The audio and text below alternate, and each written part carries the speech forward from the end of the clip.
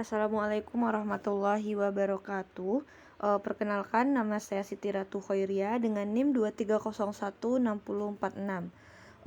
Baiklah, pada video kali ini saya akan menjelaskan tentang administrasi hubungan sekolah dan masyarakat.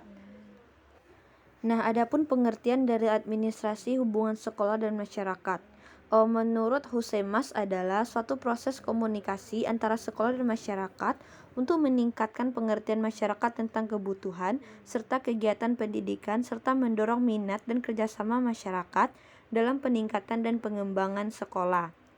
Administrasi hubungan sekolah dengan masyarakat merupakan seluruh proses kegiatan yang direncanakan, diusahakan, serta bersungguh-sungguh dalam pembinaan secara kontinu untuk mendapatkan simpati dari masyarakat pada umumnya, serta dari publik pada khususnya, sehingga kegiatan operasional sekolah atau pendidikan semakin efektif dan efisien demi membantu tercapainya tujuan pendidikan yang telah ditetapkan. Ini menurut Ari Haji Gunawan 1996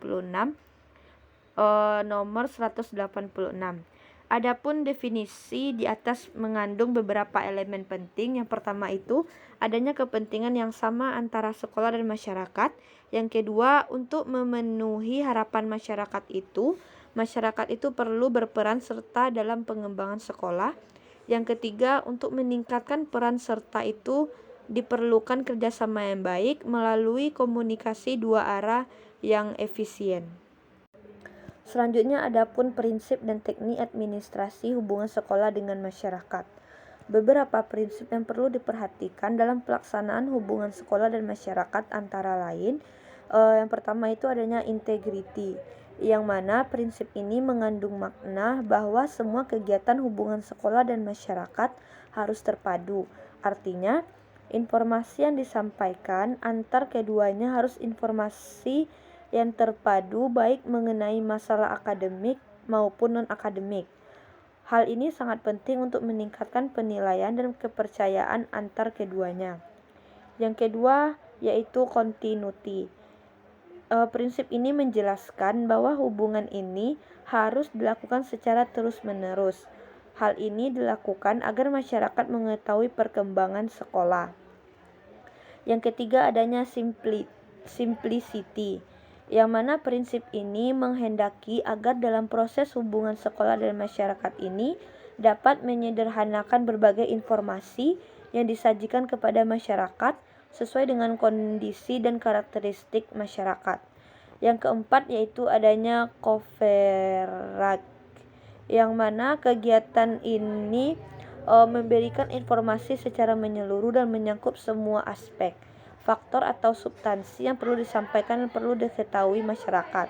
Prinsip ini juga mengandung makna bahwa segala informasi hendaknya lengkap. Artinya tidak satu informasi yang harus ditutupi atau disimpan, padahal masyarakat atau orang tua murid mempunyai hak untuk mengetahui keberadaan dan kemajuan sekolah di mana anaknya belajar. Yang kedua yaitu akurat, yang mana akurat ini memiliki arti yaitu informasi yang diberikan memang tepat dan sesuai dengan kebutuhan masyarakat.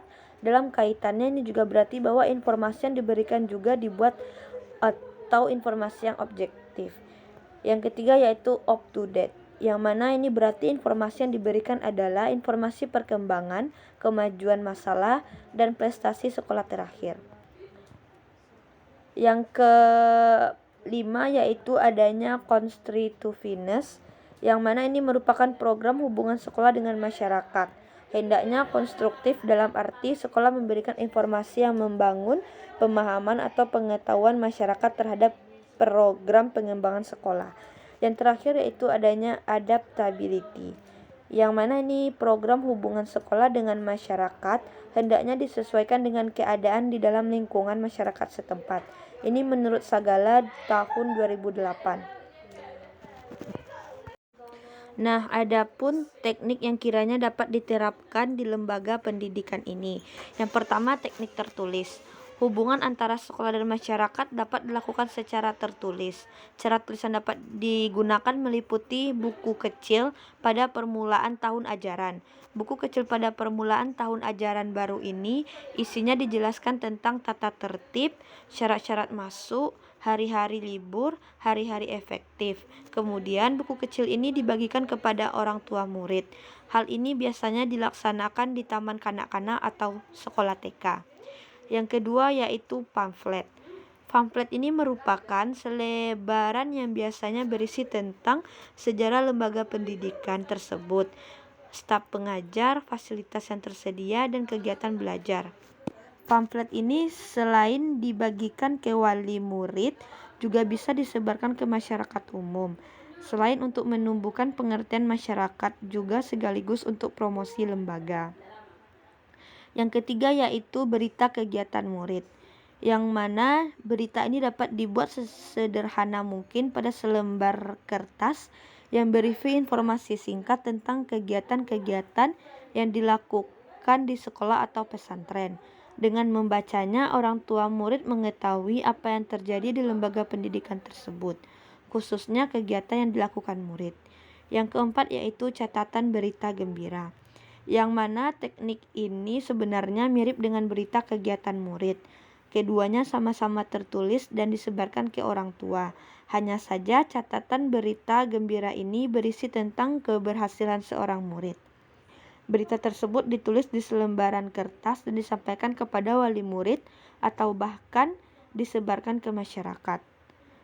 Yang kelima yaitu buku kecil tentang cara membimbing anak. Dalam rangka menciptakan hubungan yang harmonis dengan orang tua, kepala sekolah atau guru dapat membuat sebuah buku kecil yang sederhana yang berisi tentang cara membimbing anak yang efektif. Kemudian buku tersebut diberikan kepada orang tua murid. Selanjutnya, adapun proses administrasi Husemes atau penyusunan program pelaksanaan pengawasan. Yang pertama itu adanya penyusunan program. Penyusunan program Husemes memperhatikan dana yang tersedia, ciri masyarakat, daerah jangkauan, sarana atau media, dan teknik yang akan dilaksanakan dalam mengadakan hubungan dengan masyarakat. Jika perencanaan tidak memperhatikan hal tersebut, dikhawatirkan kegiatan tersebut tidak akan mencapai sasaran yang diinginkan. Yang kedua yaitu pelaksanaan atau pengorganisasian. Pada dasarnya, semua komponen sekolah dan pelaksanaan Husemes. Oleh karena itu, tugas-tugas mereka perlu dipahami dan ditata, sehingga penyelenggaraan Husemes dapat berjalan efektif dan efisien. Dalam pelaksanaan Husemas, perlu diperhatikan koordinasi antara berbagai bagian dan kegiatan, dan di dalam penggunaan waktu perlu adanya sinkronisasi. Yang terakhir yaitu pengawasan. Yang mana pengawasan pada administrasi hubungan sekolah dan masyarakat dapat berupa evaluasi. Husemas dapat dievaluasi melalui 2 kriteria, yaitu efektivitas. Yang kedua yaitu sejauh apa tujuan tercapai, dan efisiensi yaitu mengenai sumber dan potensi dengan baik. Selanjutnya adapun peran personil sekolah dalam administrasi Husemas. Guru merupakan kunci penting dalam kegiatan Husemas di sekolah menengah. Ada beberapa hal yang dapat dilakukan guru dalam kegiatan Husemas itu. Yang pertama, membantu sekolah dalam melaksanakan teknik-teknik Husemas. Meskipun kepala sekolah orang kunci dalam pengelolaan Husemas, akan tetapi kepala sekolah tidak mungkin melaksanakan program Husemas tanpa bantuan guru-guru, dan guru-guru dapat ditugasi kepala sekolah melaksanakan hal-hal yang berkaitan dengan Husemas, disesuaikan dengan jenis dan bentuk kegiatan yang ada. Yang kedua yaitu membuat dirinya lebih baik lagi dalam bermasyarakat. Guru adalah tokoh milik bagi masyarakat. Tingkah laku yang dilakukan guru di sekolah dan di masyarakat menjadi sesuatu yang sangat penting, karena guru menjadi panutan di masyarakat. Yang ketiga yaitu dalam melaksanakan semua itu, guru harus melaksanakan kode etiknya. Kode etik guru merupakan aturan atau rambu-rambu yang perlu diikuti dan tidak boleh dilanggar oleh guru. Kode Etik ini mengatur guru-guru menjadi manusia terpuji di masyarakat karena kode etik merupakan cerminan kehendak masyarakat terhadap guru. Maka menjadi kewajiban guru untuk melaksanakan dan mengikutinya. Ini menurut Afrisiansa tahun 2019. Nah, adapun kesimpulan dari materi ini yaitu hubungan sekolah dengan masyarakat merupakan jalinan interaksi yang diupayakan oleh sekolah agar dapat diterima di tengah-tengah masyarakat dan mendapatkan aspirasi, simpati dari masyarakat, dan mengupayakan terjadinya kerjasama yang baik antar sekolah dengan masyarakat untuk kebaikan bersama. Atau secara khusus bagi sekolah, penjalinan hubungan tersebut adalah untuk mensukseskan program-program sekolah yang bersangkutan sehingga sekolah tersebut bisa tetap eksis. Baiklah, hanya ini yang bisa saya jelaskan pada materi kali ini. Jika ada kekurangan, saya mohon maaf. Wabillahi taufik wal hidayah. Wassalamualaikum warahmatullahi wabarakatuh.